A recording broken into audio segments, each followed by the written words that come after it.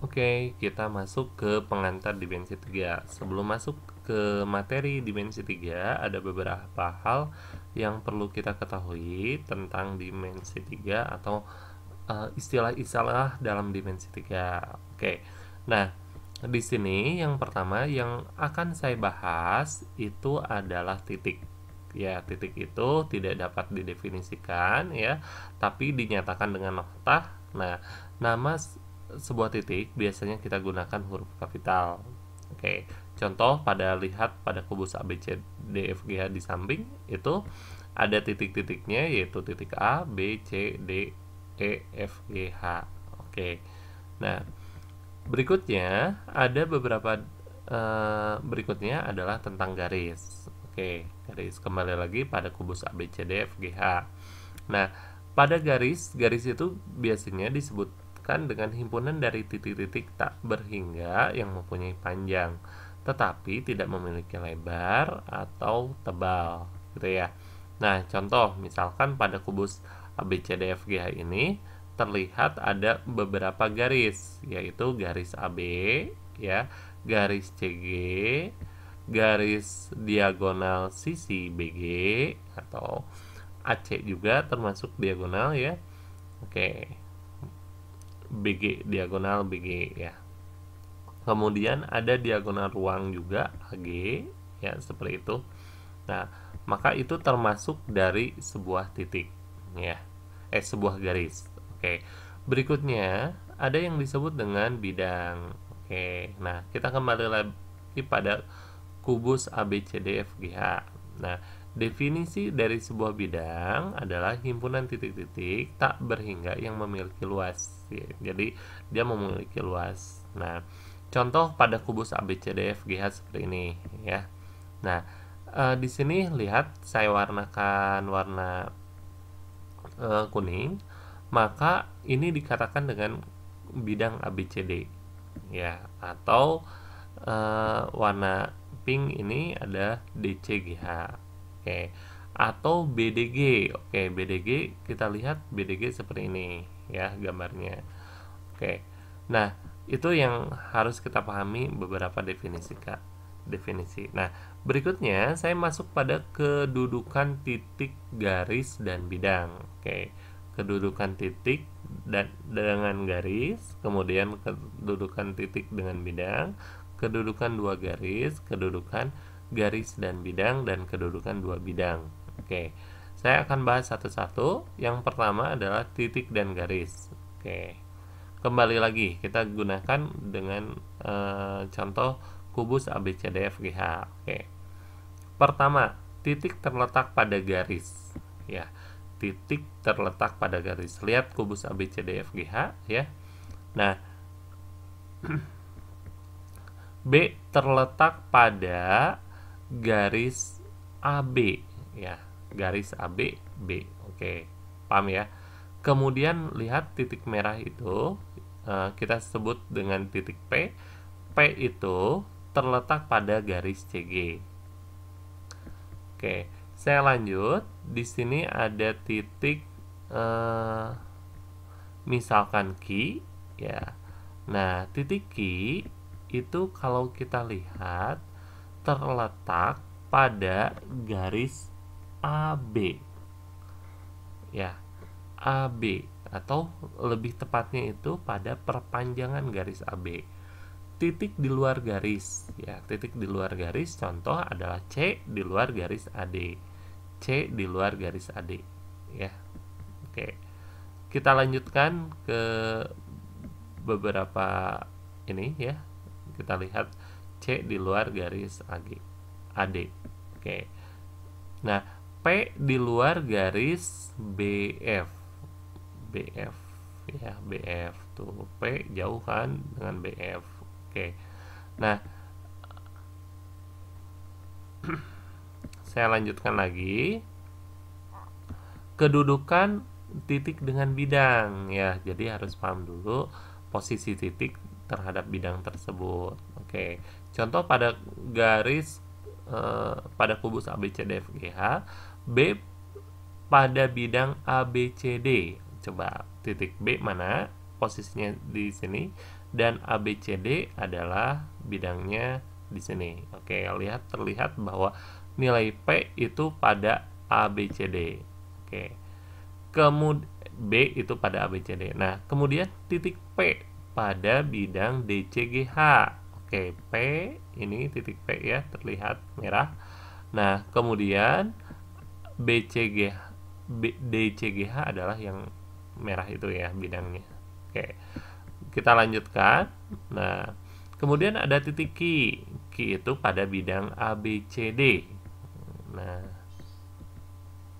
oke, pada perluasan bidang ABCD ya. Pada bidang ABCD. Oke, kita lanjut.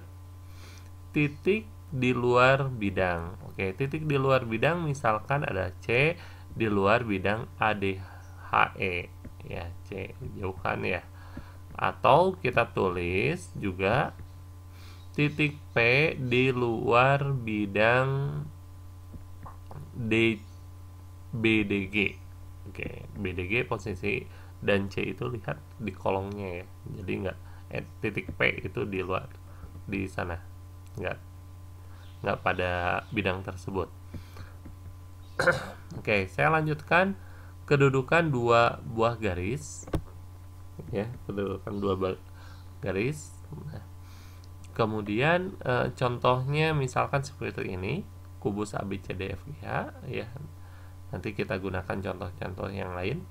Nah, pertama garis yang saling berimpit ya, AB dengan AB itu berimpit ya. Oke, jadi nempel. AB dengan BQ. Oke, AB dan BQ itu berimpit ya. Oke. Lanjut. Saling sejajar. Sejajar itu AB dengan DC. AB dengan DC. Oke. Terlihat ya, AD dan DC. Kita lanjut. Nah, sejajar ya. Nah, selain dari sini EH dengan FG. EH, lihat posisi EH dan FG sejajar. Oke, berikutnya saling berpotongan. AD dan BC. AD, lihat AD, BC. Oke, lebih tepat berpotongan di titik B ya. Oke. Kemudian EG dengan AP ya, EG dan AP. Oke. Kalau diperpanjang ya nanti dia berpotongan. Nah, maka pasti berpotongan. Meskipun terlihat di gambarnya enggak ya, di gambarnya, kecuali kalau kita buat perpanjangan kelihatan berpotongan. Kita lanjut lagi. Saling bersilangan. Oke, BC, mana BCT? BC, lihat BC ya. Dan DH. Oke, DH. Oke, saling bersilangan. Ya, bersilangan. Oke. Kita lanjut lagi. AP dan BG. AP, mana AP itu? AP, BG. Oke, bersilangan ya. Terlihat. Oke. Saling bersilangan. Oke, kita lanjut kedudukan garis dengan bidang. Oke, kita kembali lagi pada kubus ABCDH. Garis pada bidang ya, BC, kita lihat BC pada bidang ABCD. Oke, gampang ya. Kemudian AG pada bidang ACGE.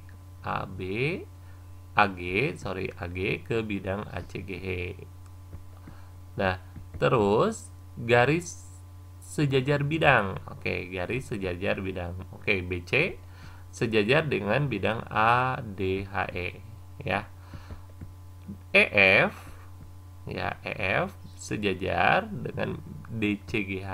Oke. Kita lanjut. Garis memotong dan menembus bidang ya. Misalkan AB, oke, lihat AB, posisi AB dan memotong BCGF ya. AB memotong BCGF. Atau kita lihat lagi ya, CE memotong BDG. Oke, CE, lihat CE, kemudian ada BDG, lihat tembus memotong ya. Lihat titik potongnya. Oke. Kita lihat kedudukan dua bidang. Oke. Kedudukan dua bidang itu bisa berimpit ya. ABCD dengan ABD gitu, gitu ya. Kita lihat berimpit ya. Oke. Kemudian ABD dan BCD. ABD dan BCD. Oke, berimpit. Lanjut. Saling sejajar. Oke, sejajar BCGF, BCGF ya. Maaf, BCGF dan ADHE ya, saling sejajar. Atau kita lihat lagi BDG dan AHF tuh sejajar ya. Jadi animasinya harus visualisasinya kita harus bagus. Oke, yang berikutnya saling berpotongan. Oke, saling berpotongan ABFE dan BCGF gitu ya, saling berpotongan, tepatnya tegak lurus nih kelihatannya. Oke, ACGE ya dan BDG. Oke, berpotongan tuh, terlihat berpotongan ya.